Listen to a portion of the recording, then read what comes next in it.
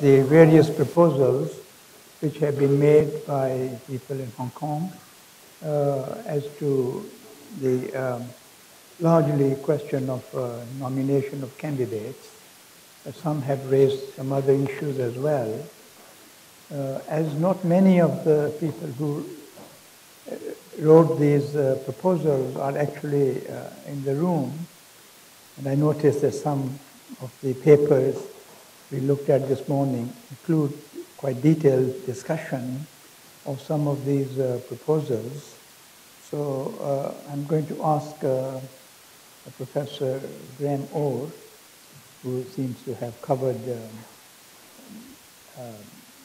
you have looked at various proposals, and perhaps you could start to open the discussion by perhaps seeing what are the common elements in their presentations. Or the idea here was to see how far these proposals are compatible with Article 15, even though broadly defined as we did this morning.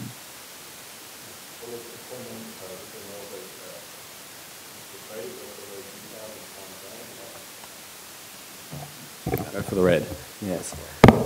There are a lot of proposals, and these are not exhaustive, obviously. A lot of them are quite fine-grained and granular in their detail. Consonant with what I said at the start of my, at the outset, I've nailed my colours to the mast, if you like.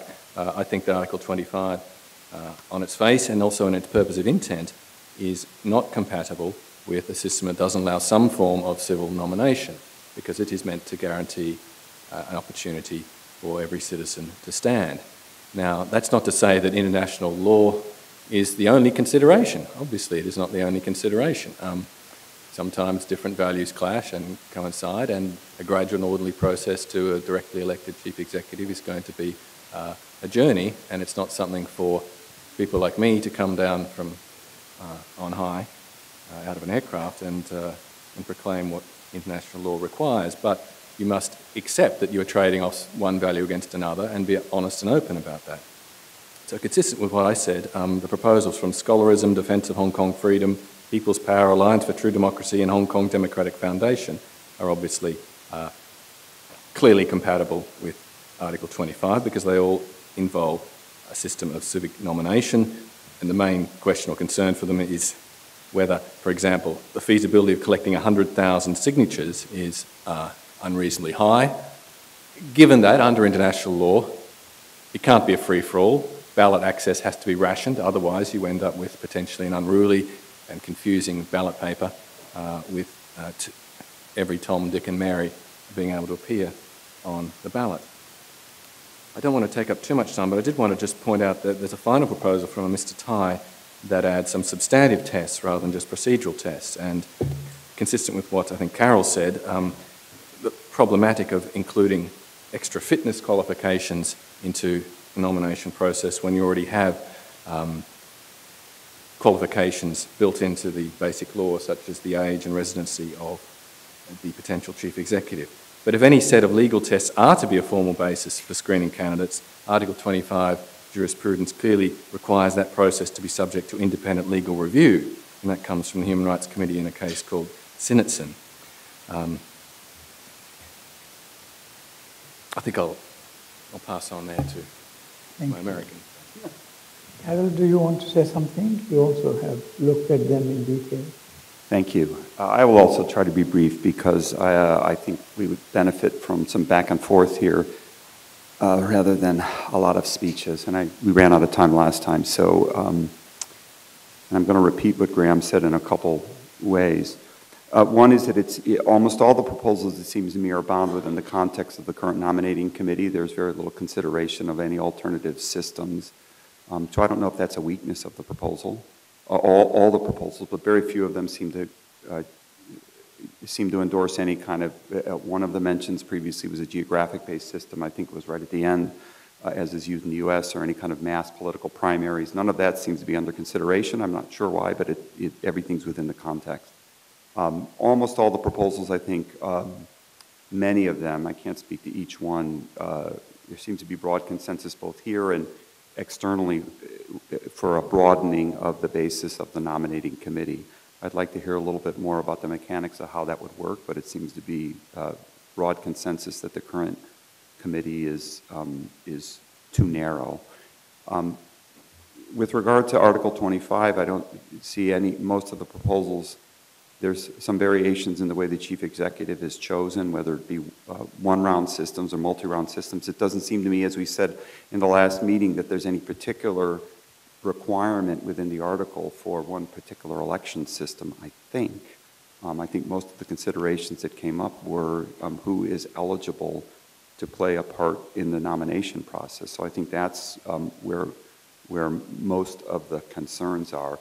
I did in my written document, I'll express again here, some concerns with some of the mechanics.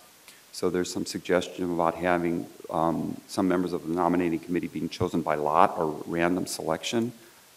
That would be certainly representative and egalitarian, but I would not endorse it because I just don't think it's workable in terms of who's going to be selected on that committee.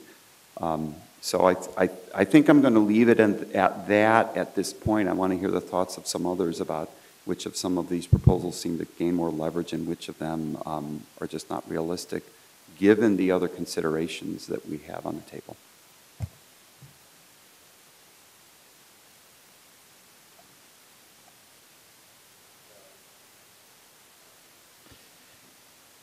With pragmatism and the aim of reaching a consensus in mind, I'll just make a couple of brief comments about the nominating committee, and then secondly about the nomination method. And I have to confess, I haven't studied each of the proposals in great detail, but from what I've observed, on the issue of the nominating committee, one finds, of course, lots of ideas about how it can be more representative, and I share Paul's observation that there is, if there's any consensus, the consensus, of course, in that the existing election committee should be more representative, right? Because the existing election committee, the problem with it is that if I was, for example, any random person, a random Hong Kong resident, and I wanted to be a member of that election committee, I can be excluded. There's no guarantee, there's no opportunity for me to participate in the election committee, because we know that right now the election committee involves an electorate of only about 250,000 people. So it's a very exclusive body. But I think here's the challenge for us, because there are so many ways in which it can be made representative. I fear that when government goes to look at, I hear they have something like 10,000 proposals now, or submissions. And when they go down and actually look at all these, they're going to do an accounting, and we're going to see how people sort of can be sort of divided up in their way of accounting. But it may well be that, they may come to this conclusion, well, oh, there's so much diversity in views that we can't really do much, and we should just stick with the election committee. And that, I think, would be a wrong way of thinking about it. So, one idea that I would like to propose, of course, is, I know it's not our role to be proposing things, but one thing that should be, people might want to think about is to delegate the job of representativeness to some kind of independent committee, which can look at each of these complex issues, because it is a very complex question, what to do with corporate voting and the sectors and subsectors, etc. Now, on the issue of nomination method, I just want to make an observation that with these proposals, there's not a lot of proposals that try to engage with having a combined civic nomination and nominating committee proposal. And I think, that is an important area for further thinking, given how we're seeing that there's an insistence that there be a nominating committee. Can you design a system that has a nominating committee with the power of nomination, but still include elements of civic nomination? I think that's the challenge that we should be thinking about.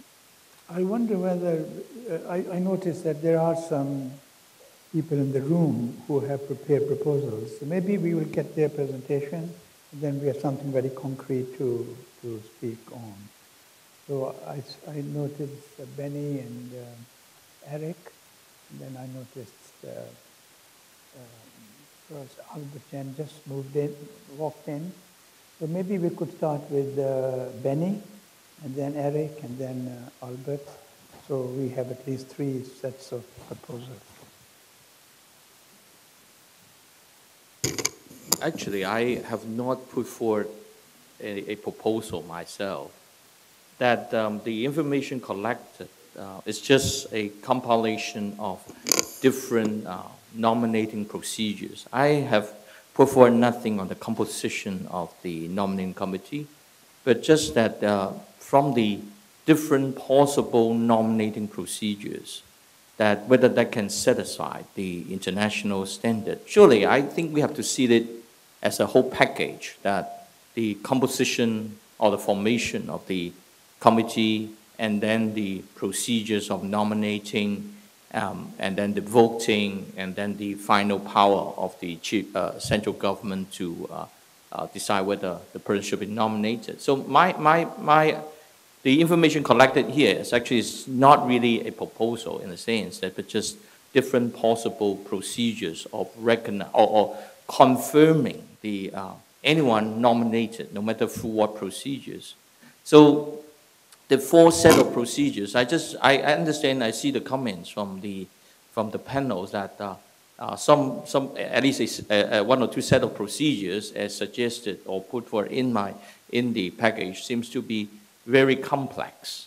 But I think the complexity of those procedures, like the one of not vetting in but vetting out candidates, that you might have people being through different ways of nomination, maybe civil signatures by citizens, then the candidates will be put on a list of potential, or the persons will be put on the list of potential candidates.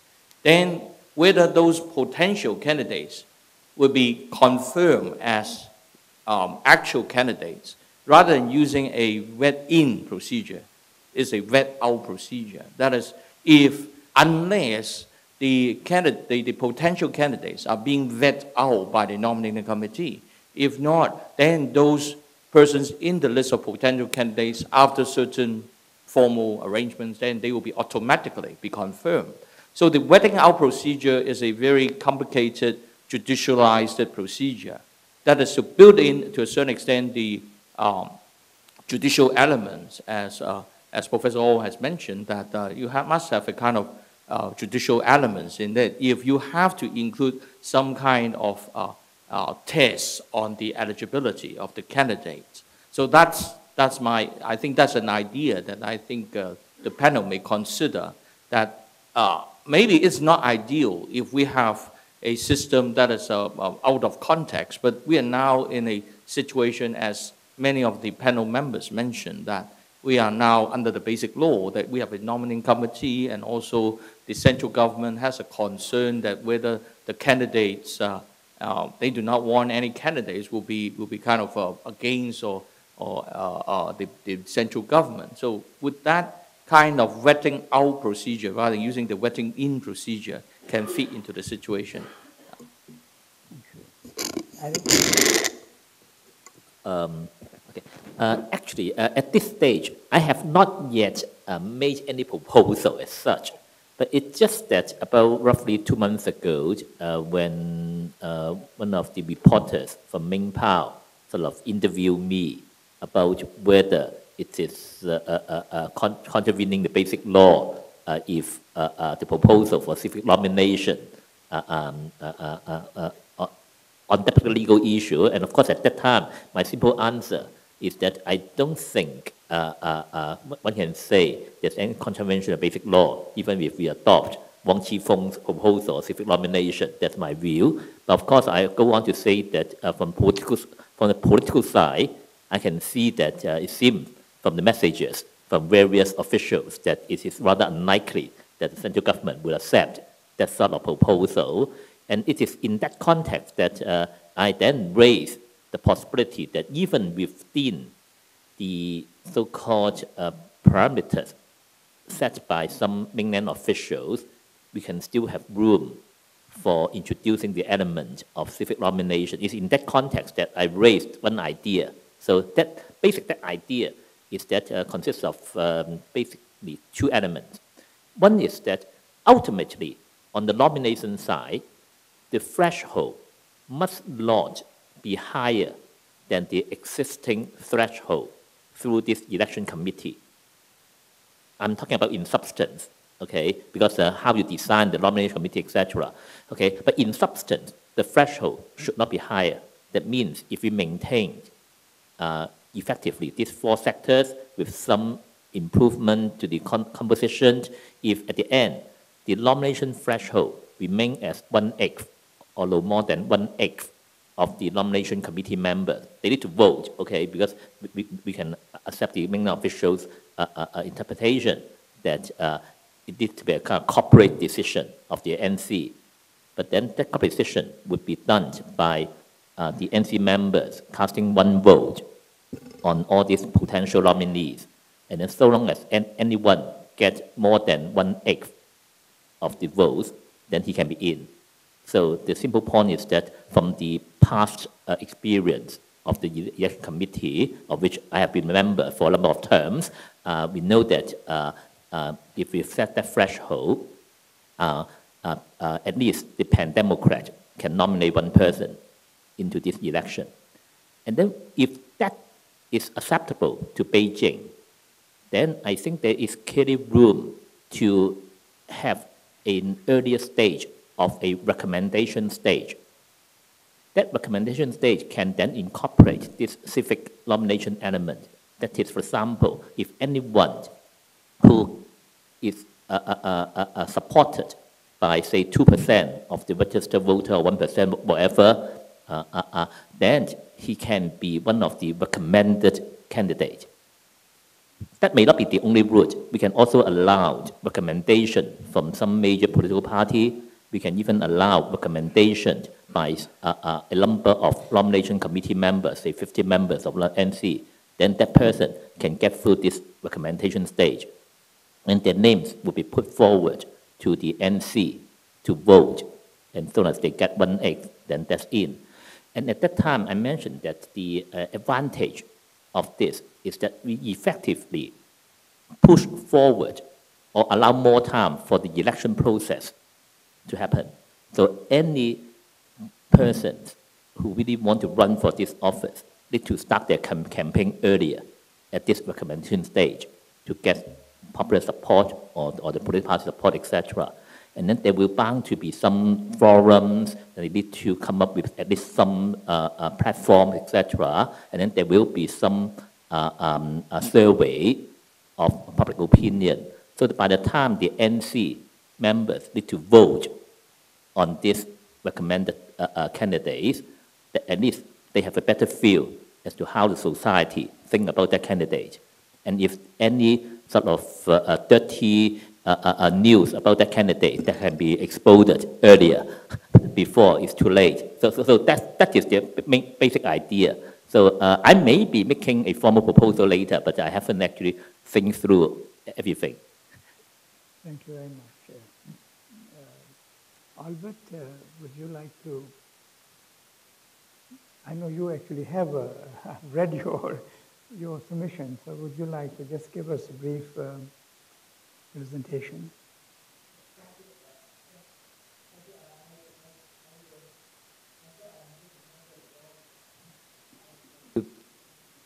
We don't have distinctions here in audience and others. So maybe I'll just briefly introduce what I put forward as a possible model for electing for nominating the candidates for the CE, which was published in Mingpao, a Chinese newspaper, at the end of November last year.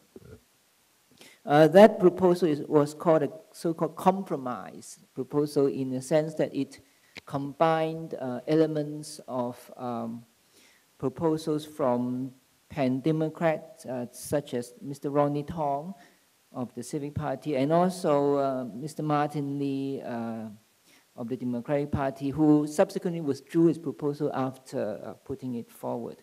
But I tried to incorporate some elements of their proposals, as well as elements of what Chinese officials like Mr. Cao Xiaoyang and Mr. Li Fei said publicly concerning such things like institutional or corporate nominations, and also the need for the nominating committee to be composed in a way similar to the existing election committee.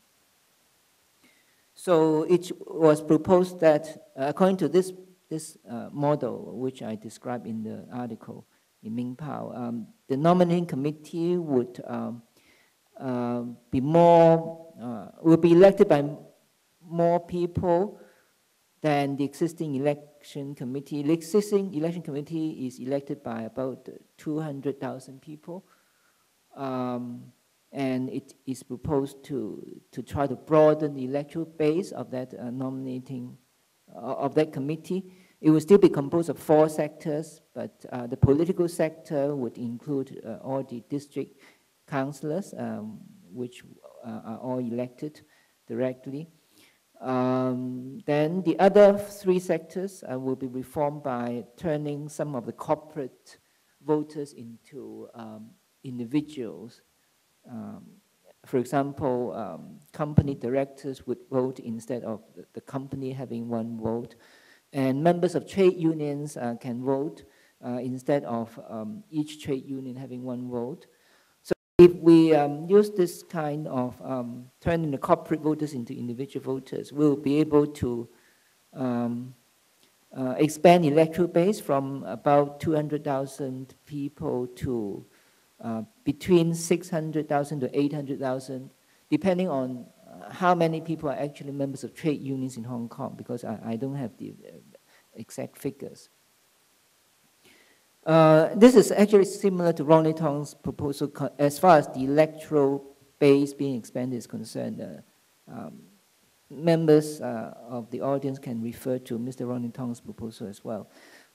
For the nominating procedure, I propose a 2-stage nominating procedure, which is based on the Chinese officials' views that it would be a kind of nomination by the committee as a whole and not nomination by several or a number of members of the committee joining together. Their view is, I think, legitimate. It is based on the difference in wording between Article 45 of the Basic Law and the existing provision in Annex 1 to the Basic Law on the election committee and the nominating procedure of the election committee. So this 2-stage procedure involves, the first stage is that 1/8 of the members of the nominating committee can jointly nominate somebody who we can call a potential candidate. I think Benny also used the word potential candidate just now. So this 1/8 threshold is the same as the existing threshold for the election committee. And then, so suppose N, which may be 2 or 3 or 4 or 5 or 6.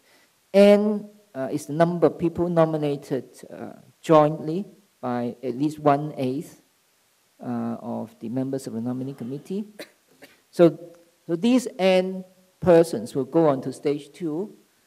And in stage 2, my proposal is that there will be a voting. I think voting would satisfy the requirement of democratic procedures in Article 45.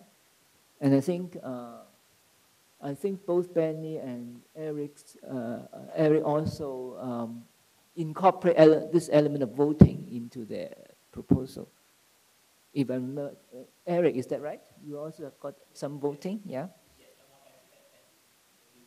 Okay.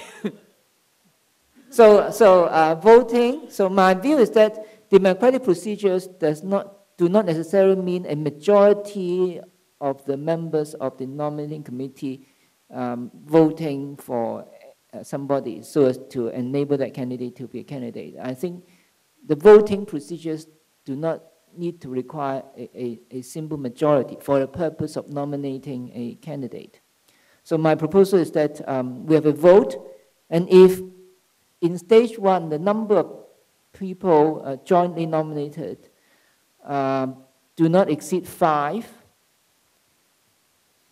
and that is, if n does not exceed 5, then the voting would take place just to confirm whether each of the persons nominated in the first stage, so-called potential candidates, receive more than 1/8 of the votes. So that is the situation when n does not exceed 5. But if n exceeds 5, in the unlikely event of 6 or more people being nominated in the first stage, then a voting will take place to determine which 5 people would become candidates for the CE. So the maximum number of candidates for the election by universal suffrage would be 5. And the reason why I proposed a maximum number, which I think many pan-Democrats opposed, is that the Standing Committee decision of 2007 and also Chinese officials' statements all suggest that they believe that it is necessary to have a limit on the number of candidates who go to the voting by universal suffrage. Actually, number 5 was proposed by Mr. Martin Lee in a proposal which he subsequently withdrew.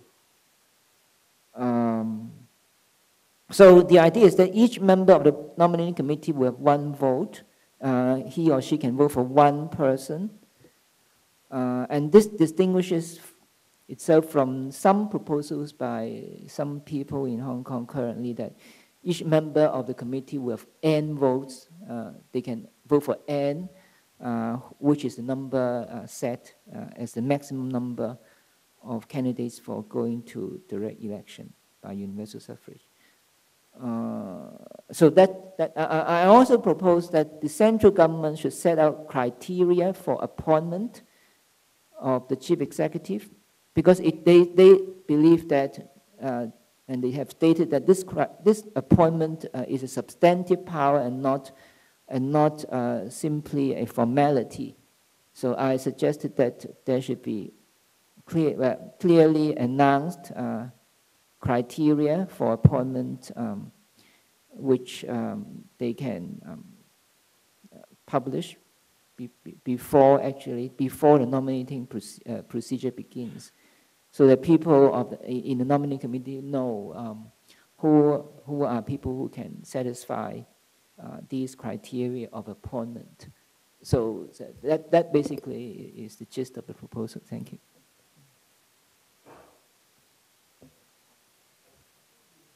Two other proposers here. We have Dr. Brian Fong here and also Mr. Lau from the People's Power here. I just don't know whether the other proposers are here, as I can recognize. Just informing the chair. Yes, please. Dr. Brian Fong. Thank you. Actually, I just briefly talk about the proposal, because actually I've written a lot of articles in Ming Pao and proposed several proposals actually. Nowadays, actually I'm working with some academic friends, and most probably we will, a group of academics will release our proposals in the coming next 2 weeks. But here I just outline some of the ideas we are now consolidating. First of all, we believe that it should be necessary to include some form of citizen recommendation in the nomination process in order to provide greater room for public participation and to inject public opinion into the nomination process. And we probably will recommend such a citizen recommendation routes to be laid down by Chief Executive Election Ordinance so as to give it a legal effect. And another important elements of our proposals will be about the nomination threshold. We believe that the best way to achieve consensus on the one hand, while on the other hand, provide a CE elections with real competition is to maintain the existing nomination threshold. That means 1/8 of the nomination committee member. And this will be another important point of our proposal. And also, we are going to recommend to enhance the representativeness of the nomination committee by extending and expanding its electoral base. For example, changing the corporate electors into individual electors. And the last point of our proposal is about on the one person, one vote stage, we recommend to use the two-round system in order to elect a more moderate or mainstream candidate as the chief executive. That is the major points of the proposal we are now working. Thank you. Thank you. And Dr. Lau? Mr. Lau?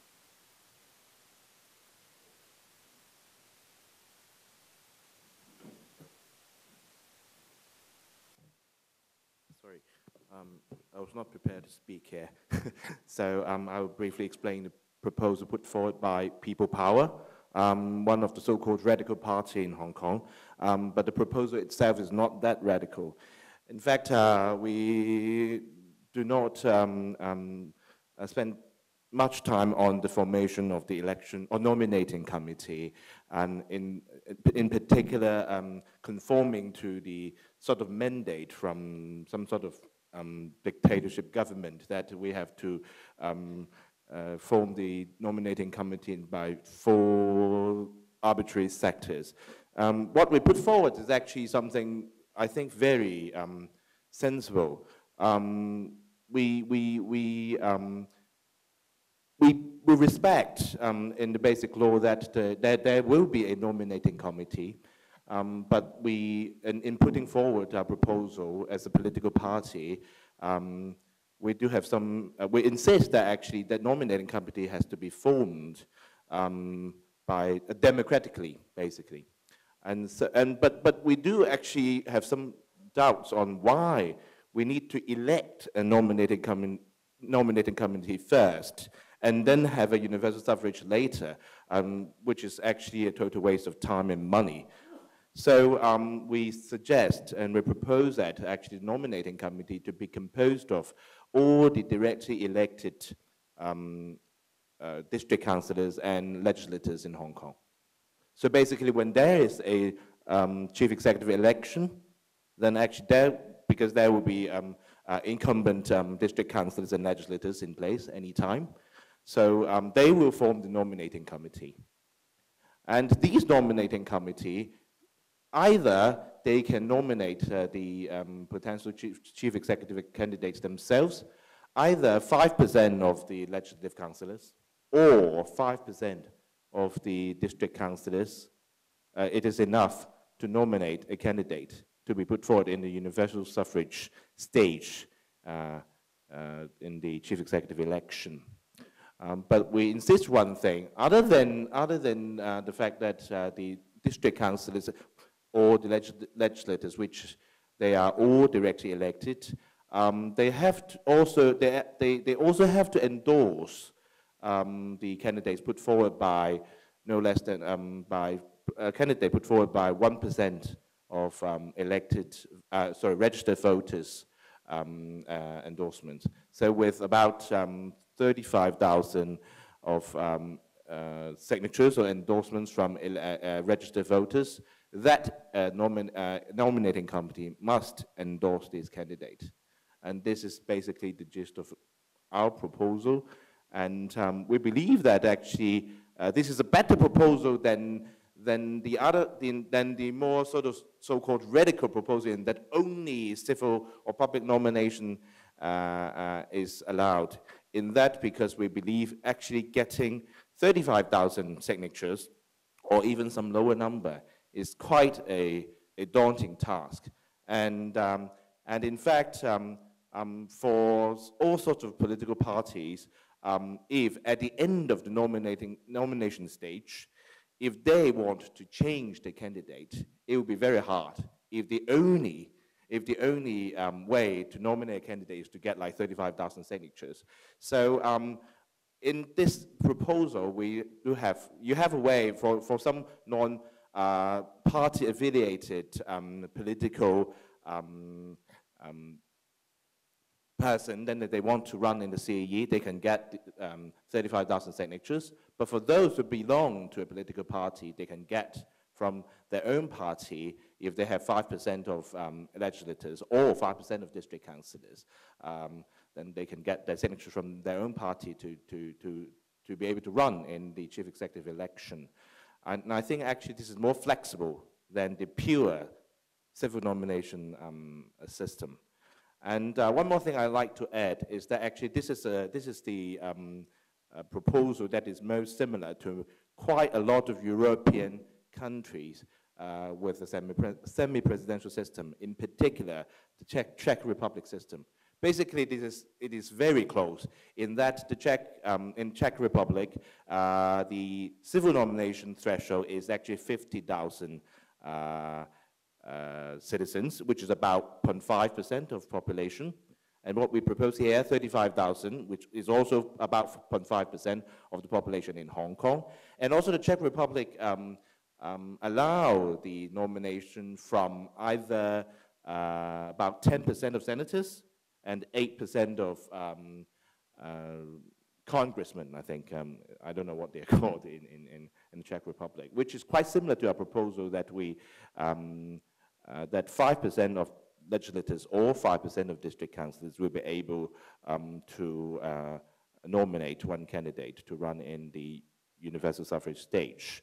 One final thing is actually, I find it quite preposterous to suggest that actually when there is one candidate from a Pan-Democrats camp would be enough to qualify as a proposal which is acceptable under the international standard, because I don't know why that one single candidate from a single camp would be good enough for any democratic country for qualifying that this is a free election.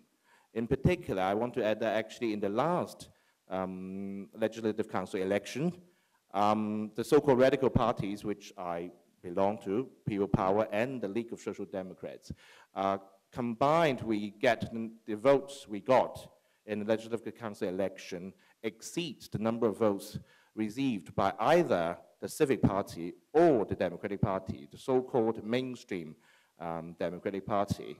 If so far since the handover from 1997, there were only 2 Pan-Democrat candidates run in the chief executive election or selection, one from the Civic Party, one from the Democratic Party. I don't understand why by the 2 radical parties, People Power and League of Social Democrats, receiving more than 15% of votes in the Legislative Council election, cannot run in the chief executive election if we want to.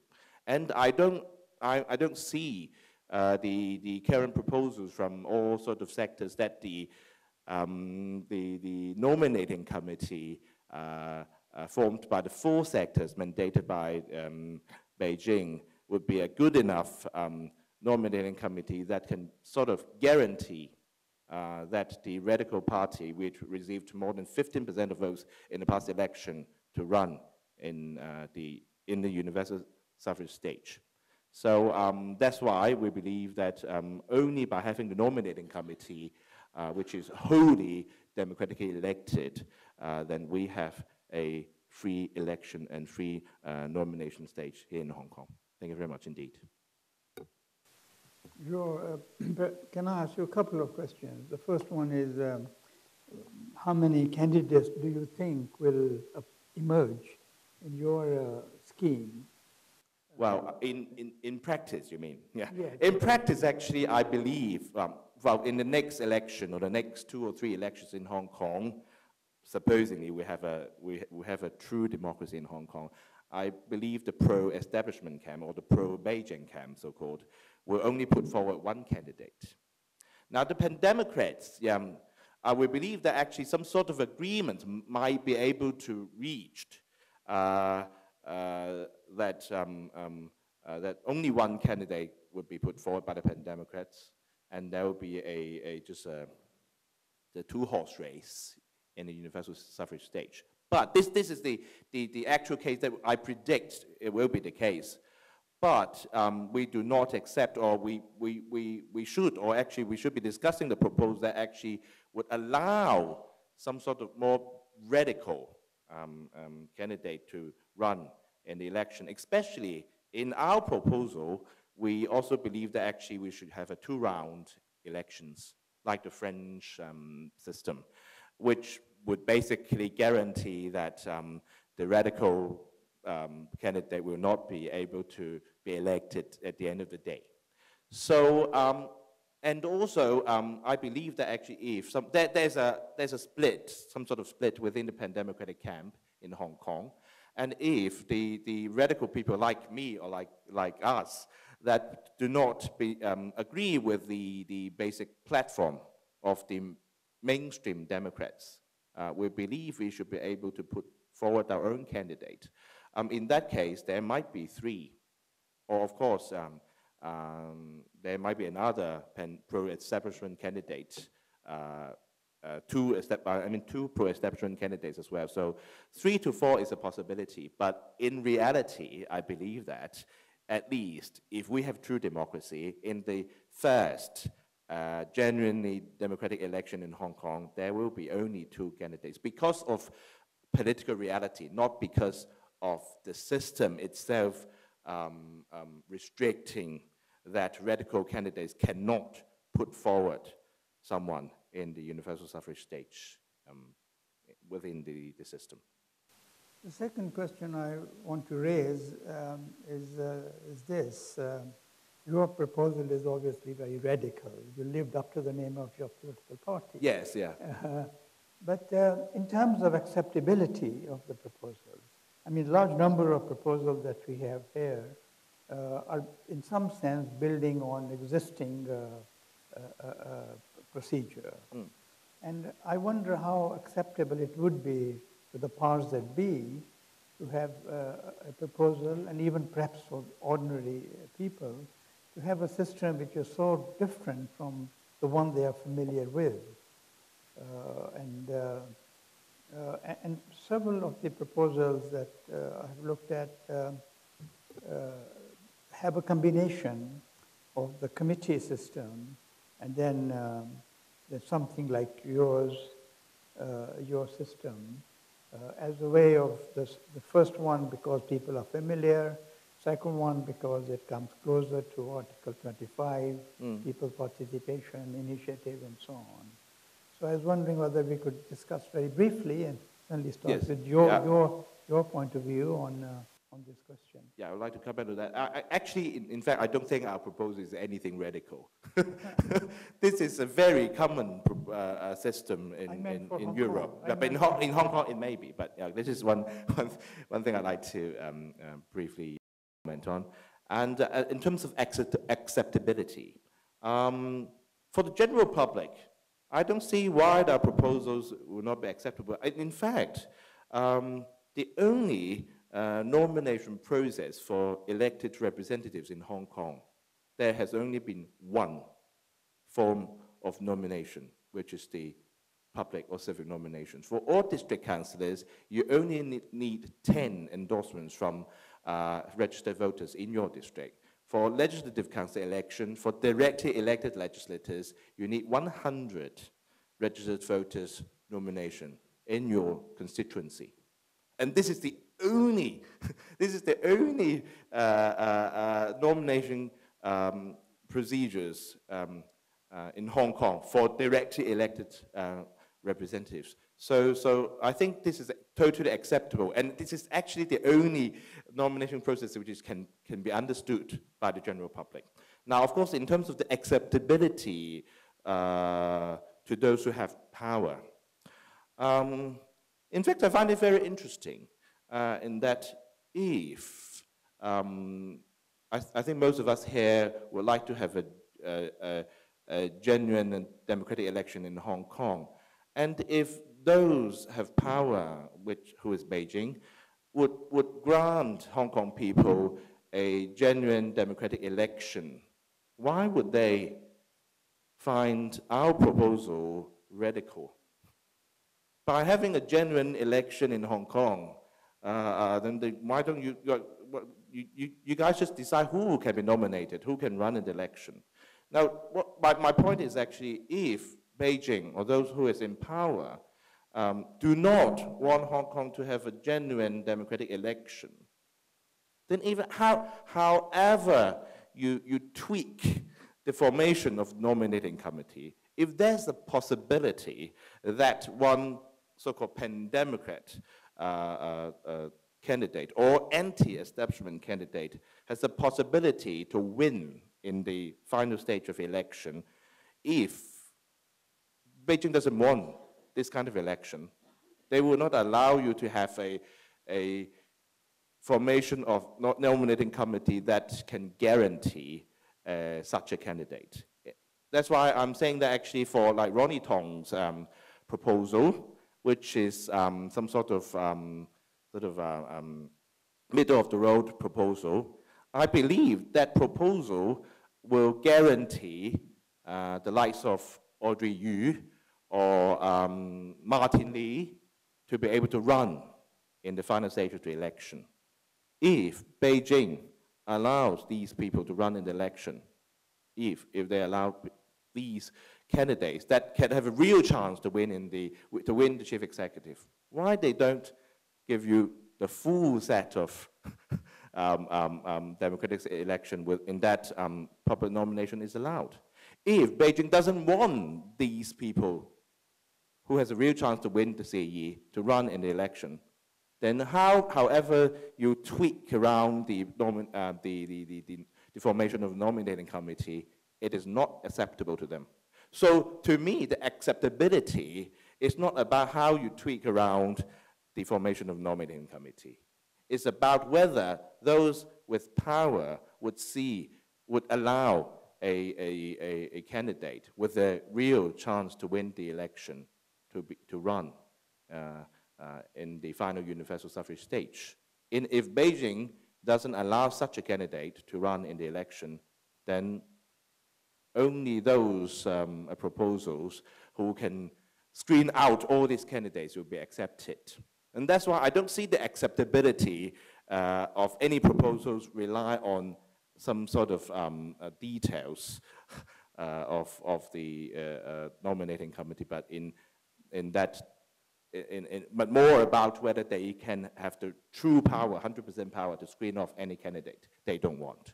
So that's my question. That's my answer to your question. Thank you. Thank you. Michael, you had your...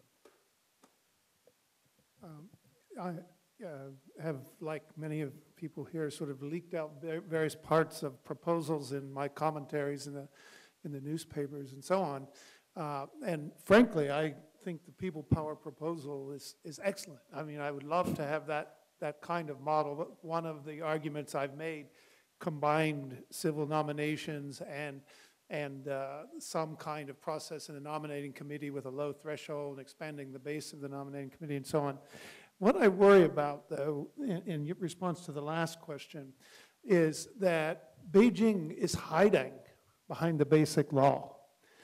There's a very real possibility that they don't want Ronnie Tong's proposal. They don't want any proposal that's going to see Audrey Yu or Martin Lee as a final candidate.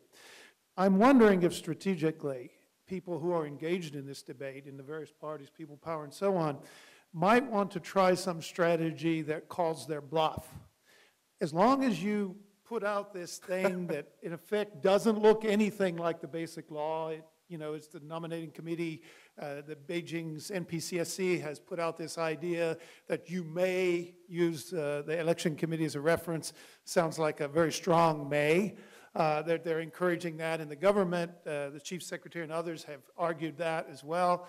I'm wondering if one of the problems we're having with our civil nomination proposals, which many people in this room would support, is that Beijing then hides behind the basic law and says, well, you guys are all violating the basic law. There's no allowance for civil nominations in the basic law. and they parade, the parade of Beijing horribles to come down here and tell us and lecture us on it, and so on, where if you have a proposal, you kind of take them at their word for a moment, and you take maybe Carrie Lamb's commentary she's written about what she thinks the parameters are, and you come up with a proposal that actually does not violate this principle. In effect, it uses civil nominations as a kind of civil consultation, which she doesn't say anything against that. She wants these 4 sectors, then you expand them, and you make them very broad. There's nothing in the basic law at all that would support the need for block votes, so you have a low threshold. Even Albert mentions this. So it seems to me that there may be one strategic advantage to having something in response to the very last point, that you're in effect saying, well, if they're not going to do it, they're not going to do it, so why don't we put up forth what we really want? But that doesn't test them, because then they attack you. You're just violating the basic law. You guys aren't serious. And so you're not serious. We're just going to do what we want, and we're going to see something out of the government in May, and then we're going to have a big fight on the street. It seems to me it's worth a move to test them, to in effect say, okay, you're saying this, this, and this. Some of it you can reject if there's no language in the basic law that could argue. I mean, you can argue the basic law requires a nominating committee because it says so, right? You could argue that this doesn't anticipate co-opting the nominating committee because with civil nominations being binding on it, because at least it doesn't mention civil nomination. I mean, one could find something that calls their bluff if it's a bluff, that actually makes them confront and actually debate a model that would allow Audrey, you or Martin Lee or whoever to run. So that's my only objection. I actually agree with it's not very radical at all. It's just, it's nothing radical in it. But I do think having a way to have that debate, the sparks, meet each other, and that you're actually responding to their objections. Okay, you want to have this conversation, let's have it. That's the only point I would make. And there are things about loyalty that you can get around with loyalty oaths that candidates have to take. If somebody from the People Power Party doesn't want to swear the oath of loyalty to the national government and so on, then they can't be appointed.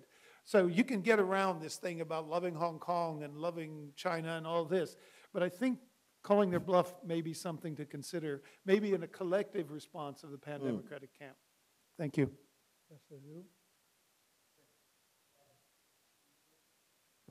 The application of Article 25, I think, has 2 dimensions, political and constitutional legal dimensions. And the article, as far as civil nomination is concerned, Article 25 allows citizens to nominate candidates according to law. So on the basis of constitutionality and legality, I think civil nomination, which is very democratic, may be an institution. However, the question is, since the basic law has set a mechanism of a nomination committee, we cannot go around, right? So, and the question we face, or the challenge we're having, is how to make this Article 45 and Article 25 compatible, which means how to make civic nomination and the nomination committee compatible. That is, I think, to me, is the core issue. And as far as of course, I'm agreeable to the idea that to increase or enhance the democratic base on the basic law. For example, there need a structural reform of the nomination committee. In my mind, I think, first, we have to make it bigger, right?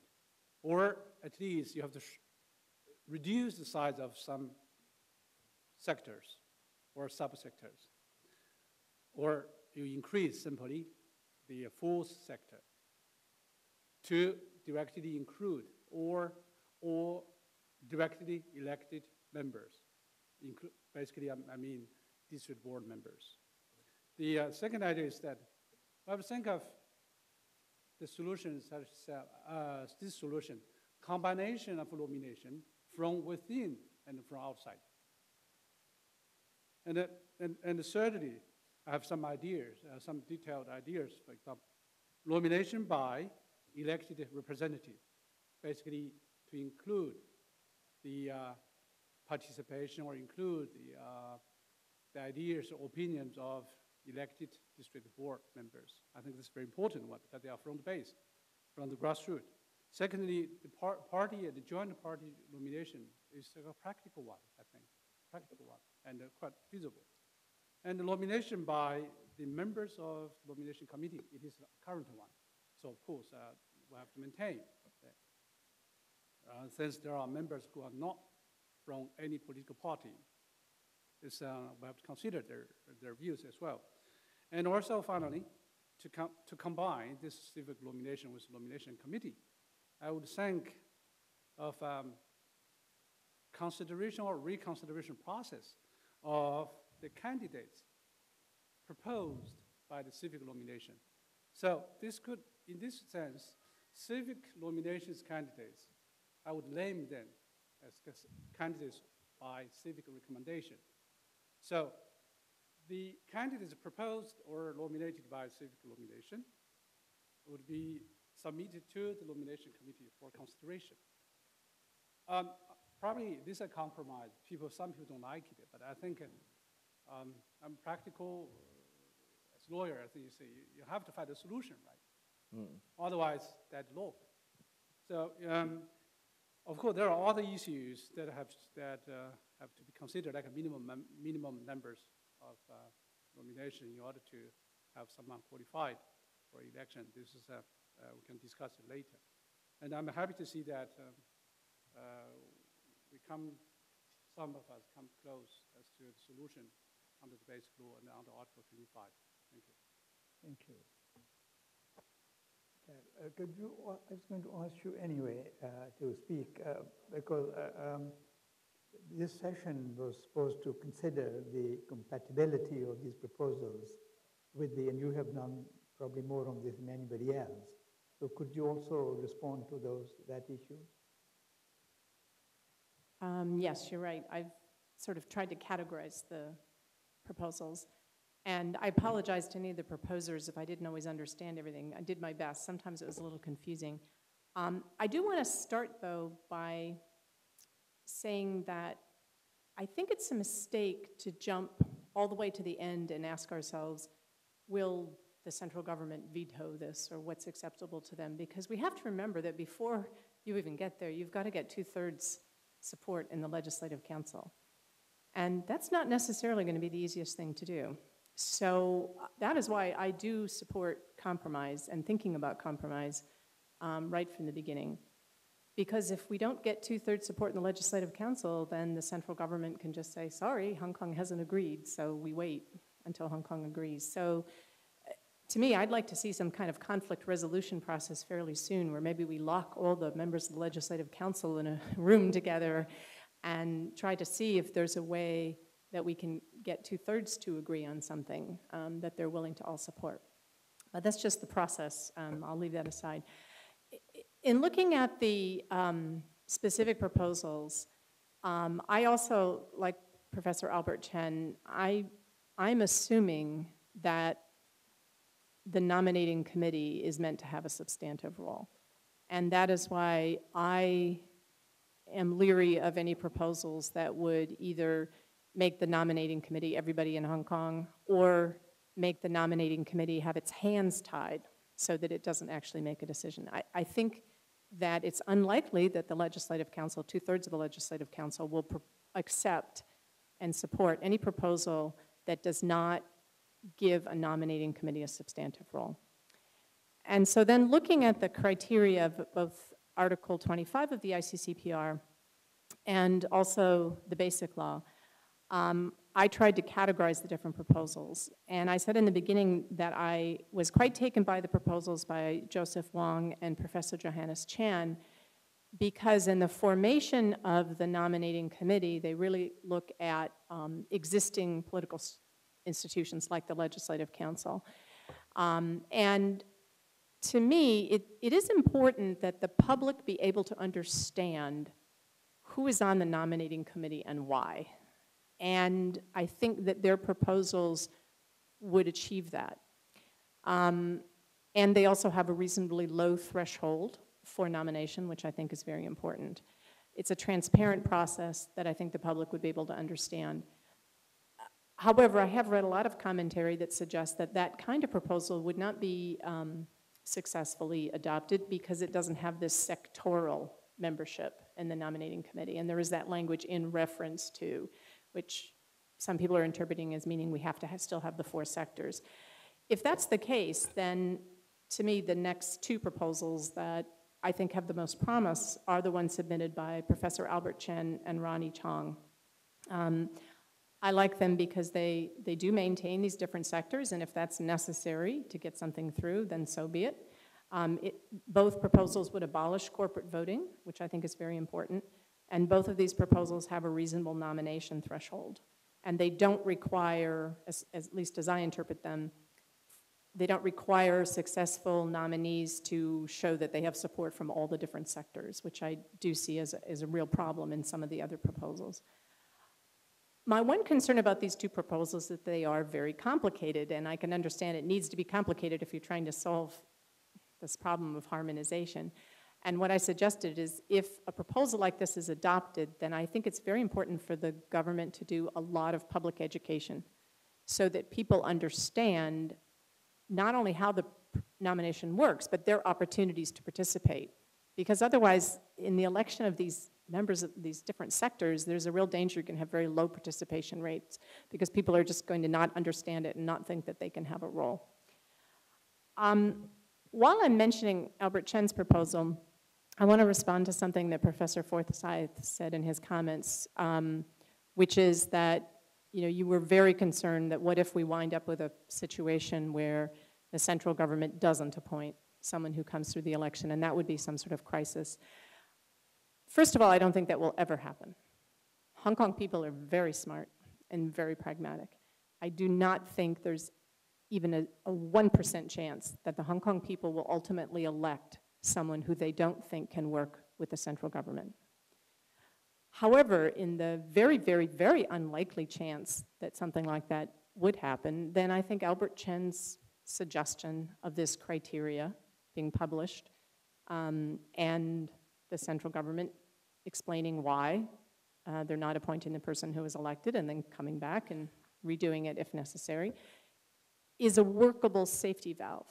And as I said before, I think the chances of it ever having to be done are really 0, because I do think the Hong Kong people will consider that. That will become one of the parts of an election platform is, am I the candidate that can work with the central government as well as be accountable to the people of Hong Kong? And I think the people of Hong Kong are fully capable of understanding that.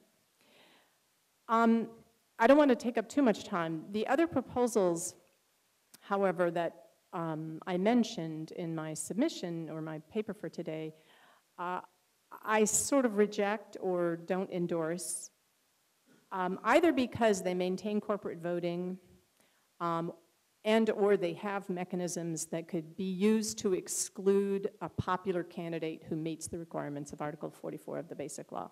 And I mentioned a few of them on page 4 of my paper. I'm particularly leery of any proposals that say a candidate has to be endorsed by all 4 sectors of the nominating committee, because I think that that could be used to screen out a candidate who the public really wants to vote for. And I think that would destroy the whole intent of this process, and it would leave Hong Kong just as ungovernable as it is now. And then at the end of that section of my paper, I mentioned some of these other proposals by Eric Chung, Dr. Fung, and Dr. Law, which the way I read them seemed to be intended to create all these multiple hurdles. I may have misunderstood them now that I'm listening to Eric. It may be that people were throwing out ideas, but the point I was trying to make in that paragraph is that we don't want to create a nomination procedure that has so many different hurdles that we could wind up with just a lot of, a few weak candidates that nobody supports, and that would be a bit of a disaster. So I think that's pretty much what I said in my paper. Thank you very much. Thank you.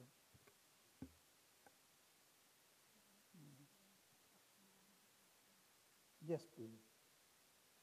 I would like to respond to the question put forward by this gentleman earlier about strategically which is the better way to get the constitutional reform proposal passed.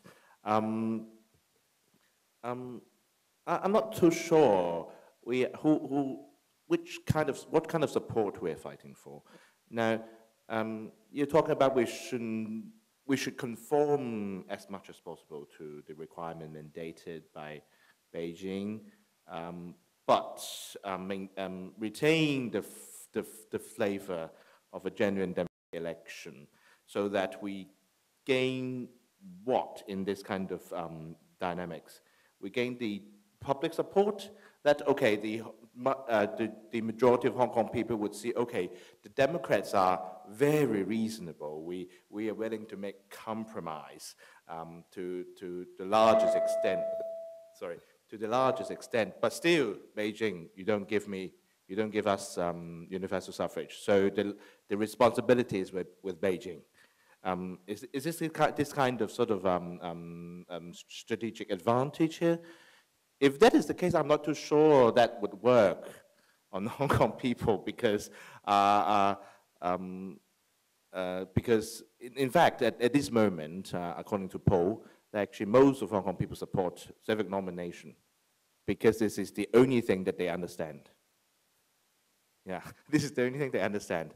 And if we are fighting for something most of the Hong Kong people can understand, and Beijing do not give us this proposal, I think it is actually a better way to get the public support of, or actually by putting the responsibility of not giving us democracy to Beijing. I think it is a better strategy than sort of compromising as much as possible, but retain the flavor of genuine democracy. I think it is actually a matter of opinion, but this is how I see it, and I don't know why others would see it alternatively. So I would like to actually some more thoughts on that, because actually ultimately we are in a political party, and we are part of the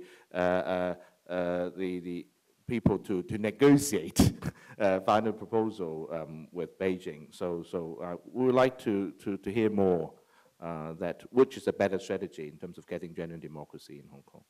Yeah. Should I respond? Yes, a quick response. Okay. Well, I guess the danger we face is as we go forward, I worry a little bit about this. We get a lot of support for civic nominations, but we have sometimes weaker support for the idea, say, of occupying Central, that a lot of people worry. They take Beijing's argument that this is going to cause damage to Hong Kong. Now, Benny knows that I've written commentary arguing that it's them that's causing the damage. So I'm not a believer in that, but I think a lot of ordinary people do fear that scenario. So I suppose, and again, I agree with you, it's totally strategic, but is there some way, I mean, and I'm not just saying flavor, I'm saying what we do has to conform to the ICCPR, Article 25. It's more than a good flavor. But at the end of the day, if that's what we put up there, if there's a sense, you know, we also don't know what Beijing really is planning to do. It looks like, on one hand, they may want to just kill democracy in Hong Kong, and their bottom line is this. Carol's idea about two-thirds of the legislature just doesn't work, because it's the government that's going to propose the legislation, and we have some reason to believe the government listens to Beijing. So Beijing's view, and a lot of those two-thirds in the, one-third at least of them in the legislature would also do Beijing's bidding. So, yeah, no, but I'm just saying that it's the government's proposal that's going to ultimately come out. And from judging Carrie Lam and other statements, I think they take instruction from Beijing. And so what we're really not knowing is there a kind of political debate where Beijing is movable? If it's not, then we probably ought to know it up front and then strategize accordingly. And I think then you won't be radical anymore. You'll become mainstream. If Beijing is denying Hong Kong universal suffrage, then Ronnie Tong and everyone else will be patting you on the back, and you guys will all be going with Benny to Central, to occupy. So I think that it does matter if there's a sense of division within the Democratic camp over these issues, and there's a method going forward to pull people together rather than apart. because I think the Hong Kong community does like that. They like civil nominations, but they also like a consolidated Democratic camp, and I think that becomes more feasible if early in the game you expose, if it is a ruse, if it's serious, then early in the game to find that out. I mean, at the end of the day, I doubt the Democratic camp will walk away if Beijing allows a low threshold, an expanded nominating committee, and 1, 2, 3, whatever Democrats can all be nominated, and people will suck it up and do it, you know, and we'll go to an election. So if that's something we're going to discover early on, good. But if it's the worst scenario that Beijing, right now they're hiding behind the basic law, so we're not teasing out their bottom line. They're just hiding behind the basic law and pointing fingers at you guys for violating it. And because you're proposing something that, you know, you can agree or disagree, that they say, like civil nominations violates the basic law. I think it's some value in knowing this early on and strategizing accordingly rather than just wait and then, you know, if no attempt to talk to them is done, then we're going to see something out of the government in May that you don't agree with, and then we're all going to go to war. But it probably was worth testing. And again, it's just a strategic question. I respect your views on it. May I respond one more? Then Eric Yeah. has I just want to add one. I don't understand why our proposal, People Power's proposal, is against the basic law. We actually did make a compromise by suggesting the formation of a nominating committee already. Right. I mean, in the perfect world, we shouldn't have a nominating committee, honestly. So we do have a nominating committee in place. Mm-hmm. And actually all the district councillors and legislators are already, well, under some proposal, already part of the nominating committee, right? And actually, in fact, in our proposal, we respect, in fact, actually, we agree with sort of the institutional nominating power of the nominating committee, because by endorsing the candidate from a civic nomination, we need the institutional nominating power of the nominating committee. So we're actually following all the mandates from Beijing, except the fourth sector thing, which they only say, they didn't say actually it has to be. It can be, it can be. And one more thing I would like to add is actually someone, or some Beijing officials, whoever it is, said that actually by forcing the nominating committee to endorse a candidate through a civic nomination process is infringing the authority of the nominating committee. Is that some sort of, I'm not sure what infringing is actually the word, which is very odd to me, because quite a lot of proposals, including those proposed by the pro-Beijing people, they are proposing you have to limit the number of candidates being put forward by the nominating committee. Very interesting. So you're limiting the power of the nominating committee to who can only nominate only 3 candidates. And you don't see it as a sort of infringing the authority of the nominating committee.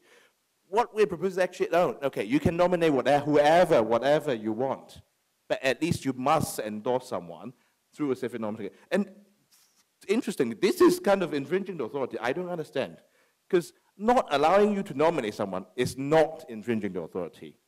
Forcing you to nominate someone is some kind of infringement. I don't even understand the logic behind it. So of course, I understand actually, well, Beijing can say whatever they want, and they can use all their propaganda organ to say that, okay, this is against the basic law, this is not according to the basic law and everything.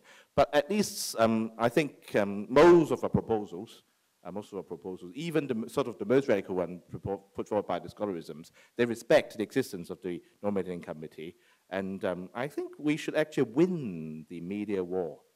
That actually nobody's proposal is violating the basic law. It's just that which one is the one that Hong Kong people really want. Yep, that's my point. Yes, I just want to make a quick response to Carol's point, because there seems to be some misunderstanding about our proposal. It's not a proposal because it's just an idea, so we have not actually written down any proposal, so that's why it's not your fault in understanding. So the key point is that the proposal, or the idea of having a recommendation stage is not intended to create a further hurdle. That is not the intention. Indeed, if you compare my idea with Albert's two-stage nomination idea, I would say that Albert's first stage, to me, create a hurdle, because Albert's first stage, it is required you to get 1/8 of the nominating committee's members' nomination before you can get past the first stage. This is very difficult, judging from last term's CE elections. At that time, CY Leung got some difficulty, and so there's rumors that he may require my nomination, to get in. Okay, it's not easy because of this very secretive stage. You need to sort of lock the door of the EC members, etc., to get their written nomination. It's not easy. So my idea is that at this first stage, we have this recommendation stage, which will allow different routes of getting in. One route would be this civic recommendation. The other route, perhaps I just mentioned, it could be political parties' recommendation. We can also allow a third route, like 50 NC member, nominating committee member, or 20 nominating committee member. They can also recommend someone into this. So we can have different routes of recommendation. The idea is to create different routes so as to increase the chance of people getting in the first stage. And then there will be public forum, debate on political platform, etc., before the NC need to cast their vote with a reasonably low threshold for getting in. So that's the whole idea. So personally, I think my idea, to me, is better than Albert's in that sense. But the last stage, basically, we are the same, because the last stage, basically, we require basically 1/8 of the NC members who would allow you to be the actual candidate. I think that's the clarification. Well, it's 12:30. There's one issue we haven't addressed, but it seems to me there's a very broad consensus on that, and that is the system of voting for the chief executive. And I understand that most papers that I've read support the idea of the winning candidate getting 50% plus one.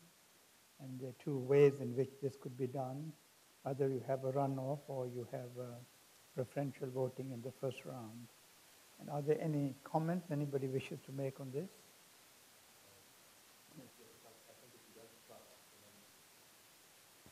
If you have some sense of mistrust of the nomination process, then you should ideally have the so-called instant runoff or preferential voting system. Otherwise, it's quite possible to split the vote of your rivals, to nominate a variety of pro-democracy candidates, for instance, only one pro-Beijing candidate, and split the vote if you have first past the post vote.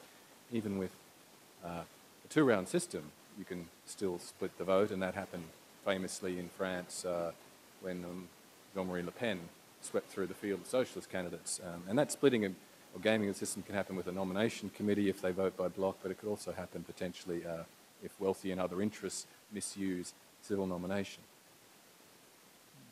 So that's the Australian system, the preferential voting system that I'm sort of coming into bat for. And it's also cheaper than having a two-round system. Sure, I'll weigh in on that, Graham. I think Graham's right. The only difference, I would say, is under a two-round system, as in France, with the example that Graham noted, and also a number of southern states in the U.S., there is an advantage of a two-round system, and that is that it tends to lead to citizens starting to affiliate themselves by what in France they call tendance. That is, they think of themselves as left or right, and they abandon their loyalties to one party and move toward a tendance in the second round. The reason why that can be advantageous if you have a highly plural political system, the IRV system, instant runoff, allows people to continue their affiliations with a diverse set of political parties. If you think that's a problem, then IRV doesn't help that. It allows people to continue to affiliate broadly. So the two-round system does force people to free themselves and move toward, and so there was some discussion previously about the desire to produce moderate candidates. And so a two-round, while expensive, does have that advantage. Maybe on that note, we will adjourn. We meet at 2 o'clock, and then we will try to establish certain principles drawn from the Article 25, which might govern the way you structure your electoral institution. Just a matter of housekeeping. There's lunch on the 9th floor in room 901 for all the panelists. So if you could please head down to the 9th floor. Thank you.